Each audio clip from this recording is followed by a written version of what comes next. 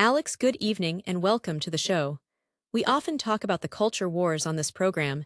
It seems every week there is a new front in this battle, a new outrage, a new reason for performative anger. But every now and then, a story comes along that is so perfectly absurd it stops you in your tracks. It makes you wonder if you're reading a parody. Tonight we are talking about a restaurant, a place known for its rocking chairs and home-style cooking. We are talking about Cracker Barrel.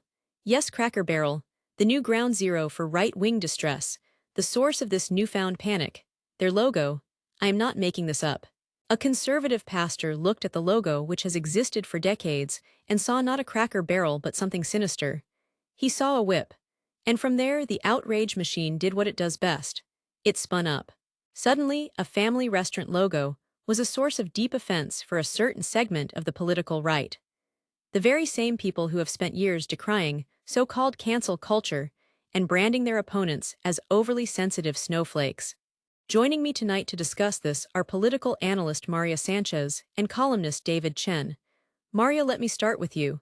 The irony here seems almost too thick to cut with a knife. Maria, Alex, it is beyond irony. It is a masterclass in projection. For years we have heard that the left is too sensitive, that progressives find offense in everything. We were told to toughen up, that not everything is a microaggression, and yet here we are, discussing how a cursive letter on a sign for a country store sent people into a tailspin. This is not an isolated incident. This is a pattern. It is a strategy. As Jonathan Capehart said so well, there are so many things that offend them.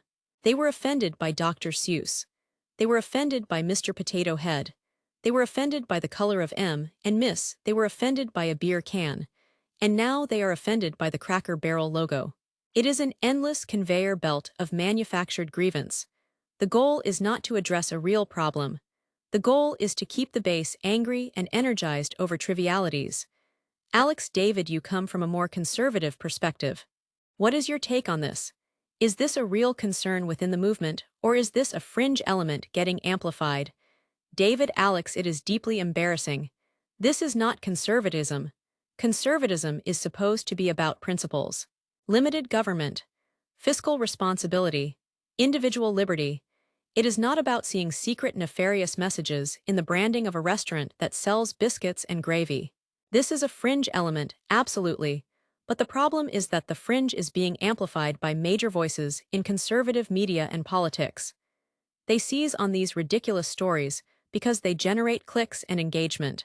It distracts from the fact that they often have no serious solutions for the country's real problems. It is easier to yell about a logo than it is to debate healthcare policy or foreign affairs.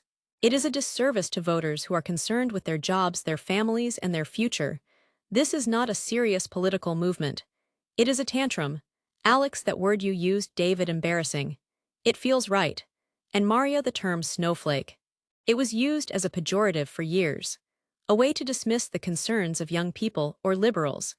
Does that term now officially belong to the side that coined it as a weapon?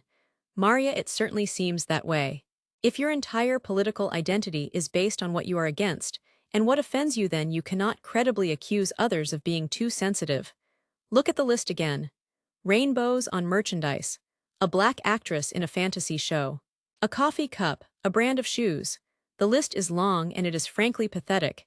It reveals a deep insecurity, a fear that the world is changing and that their place in it is no longer the default, so they lash out at these symbolic things.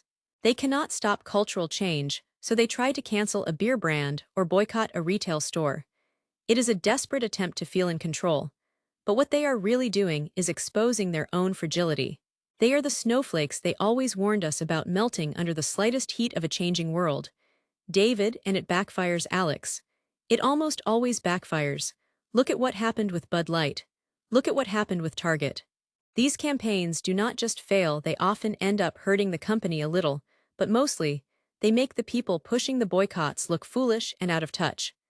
Regular people do not have the time or energy for this. They want to buy their beer or their groceries without having to consult a political scorecard. This Cracker Barrel episode is just the latest example. Most people will see this, and they will not think, oh my goodness, that logo is so offensive. They will think the person complaining about it has way too much time on their hands. It isolates them from mainstream America not the other way around. Alex, so what is the end game here, Maria? If it is all about manufactured outrage to keep the base engaged, where does it stop? Does it just get more and more absurd? Maria, I think it has to. Because it is like a drug. You have to keep upping the dose to get the same high. The outrage of yesterday is not enough for today, so they have to find new things. They have to look harder. They have to start seeing whips in restaurant logos. They have to invent new panics. The danger is that, while we are all distracted by this nonsense, as David pointed out, real issues are being ignored. Our political discourse is being degraded.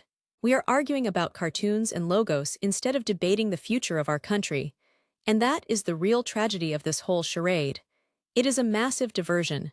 Alex, a massive diversion. David, a final thought from you. How do you get the train back on the tracks? How does a more serious conservatism reclaim the conversation from this theater of the absurd? David, it has to come from within. Conservative leaders and voters need to demand better. They need to stop rewarding the outrage merchants with clicks and votes. They need to say, we are a serious movement with serious ideas, and we will not be sidetracked by this foolishness.